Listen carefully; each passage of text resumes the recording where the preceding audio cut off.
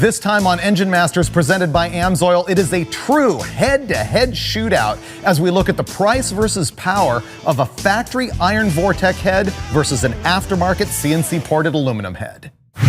If you watch a lot of the Engine Masters show, you probably remember this small block Chevy because we used it in the episode where we did a shootout of the 383 Chevy versus a 383 Mopar. And this one lost just a little bit. And so we're gonna hop it up in this episode by installing a set of aluminum heads, CNC ported stuff. I think it's obvious to everybody they're gonna make more power, but the question is how much more power and what's your value for that so that you can decide if you want a set of aftermarket heads or if you can live with a set of iron Vortec heads that came off this engine. Now let's go through the combo.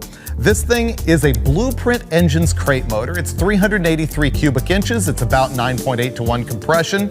It has a hydraulic roller cam in it, which is 230, 236 at 50. The lift is 510, 520. Up top, we've got a Blueprint Engines cast aluminum dual plane high-rise intake manifold, and we've topped it with a Holley Ultra XP 850 CFM double pumper. So now let's get into the dyno room where we're gonna show you the baseline of this engine with the iron Vortec heads on it. It's time for the AMSOIL Happy Juice. You might not realize that oil not only lubricates the engine, but it actually cools off internal components as well. The oil they recommended for this 383, because it's not a really high-powered engine, doesn't need a race oil. This is the Premium Protection 1040. The guys at AMSOIL pointed out that when you are changing cylinder heads, you might be going to a head with a stiffer valve spring and things like that. The stiffer your valve spring, the more wear points you've got at the pushrod tip and in the rocker arm and at the lifter. They really like to see a good zinc oil, and that's what this is. Let's sauce it up.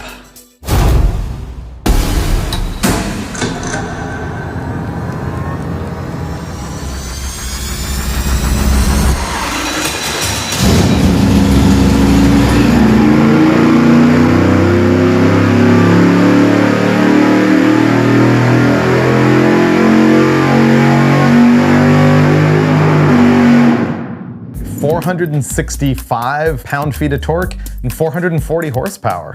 That's actually pretty good. That thing was pretty stout, man. I wasn't expecting that out of an iron head. That's, I think, kind of what you'd expect. I mean, those things, that Vortec head's pretty good. That's a Chevy Vortec, basically a stock head, right? Yeah, stock casting. Isn't that considered to be kind of like the premier iron head for street stuff and has been for the last 10 years or so? Completely the best production iron head for a small block Chevy, non-negotiable. Better than a turbo head? Yeah.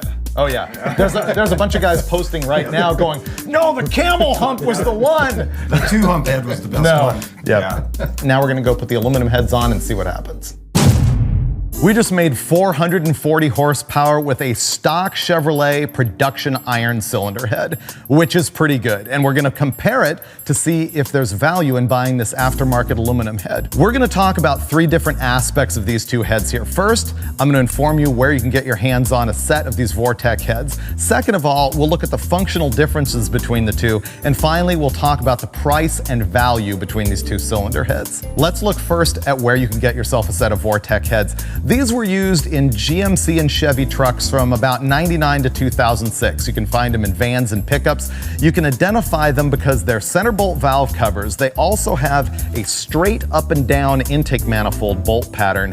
And you want to look for a casting number under the valve cover rail that ends in either 082 or 906. This happens to be a 906. And you know what? You can go junkyard hunting for these things all you want, or you can buy them from the aftermarket. A lot of people have started casting these again, or just prepping them and selling them to you direct. Now let's look at the functional differences between these 2 cylinder heads, and really, it's gonna come down to airflow. This thing has a regular production as cast 170cc intake runner, whereas this Blueprint Engines aluminum head has a 210cc intake runner and it's CNC ported. And you might have heard that term thrown around. It means computer numerical controlled, which refers to the multi-axis mill that's used to port the cylinder head, which used to be a job that had to be done by hand, but now they can duplicate the exact port shape every single time. Generally, it's more expensive to buy a CNC ported cylinder head than it is to buy a as cast head.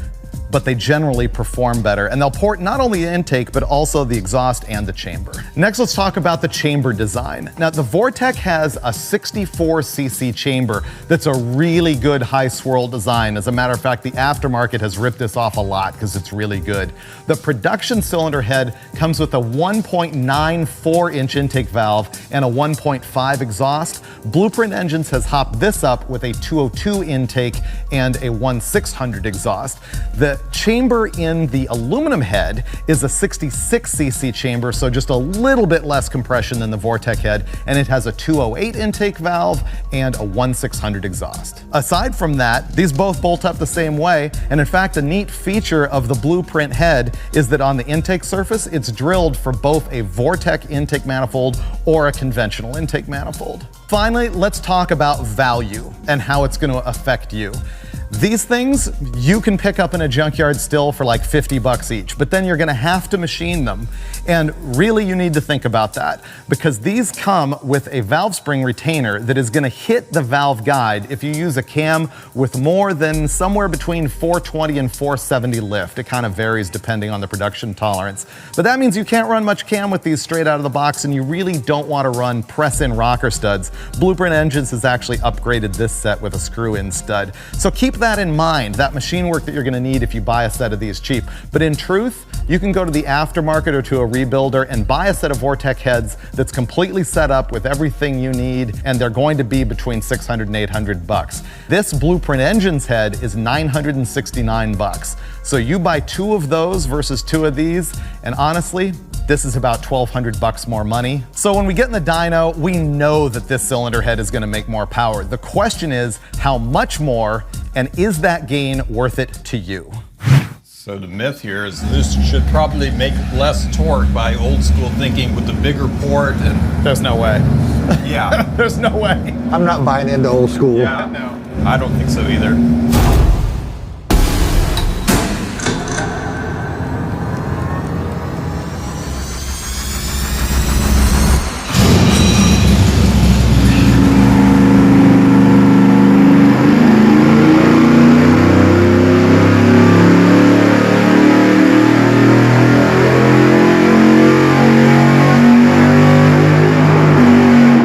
Okay, yeah, that's, that's better. Big mystery. As you can see, the higher flowing head made more power everywhere except for this little anomaly right here at 3,400 RPM where they overlaid perfectly. Now we saw 478 pound-feet of torque with the aluminum head and 465 with the iron head, so that's a gain. Up in the horsepower department, we saw 476 with the aluminum head and 440 with the iron head, but we distinctly have a valve spring float problem here. It's losing control of the valve, and we think that if we were to change those springs and move it up here, you'd see as much as 485 horsepower with the aluminum head. So clearly that's a win on the behalf of the aluminum cylinder head.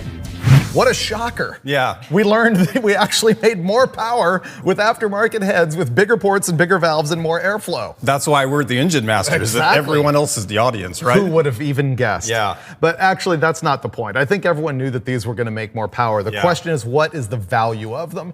Because a set of iron Vortec heads that is prepped is neighborhood of 600 to 800 bucks. So these are $1,200 more expensive than the iron heads. Is that worth the power we made? Yeah, on the upside though, you're giving up about 40 pounds of dead weight and picking up 40 horsepower at the top end, so. It's true, and I think the lesson is you can never go wrong with the best cylinder head you can afford, but I think at this power level, you could probably get a cheaper as-cast head and do just as well. That's probably the best compromise, really. That 383 probably doesn't really need the CNC head, Right. and you still lose the 40 pounds, which I really like. Yep. Yeah. What should we do with this thing next? I don't know. I don't know. Find something to drop it into. We'll have to figure that out and do it on the next episode of Engine Masters presented by AMSOIL. But in the meantime, do us a favor and check out MotorTrendOnDemand.com.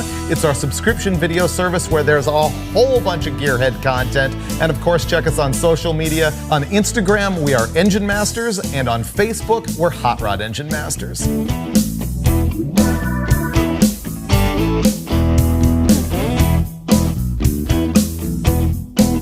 CNC is computer numerical controlled and refers to the function of a multi-axis mill that can go into any kind of a, that refers to a multi-axis mill that is used to port cylinder heads, which used to be a hand job.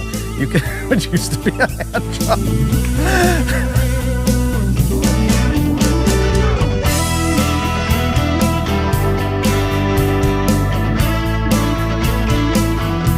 It'll do it again. Your right shoulder down a little bit.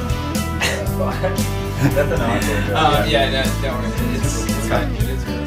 This is like a Seinfeld episode where Elaine's doing her dance thing. All right.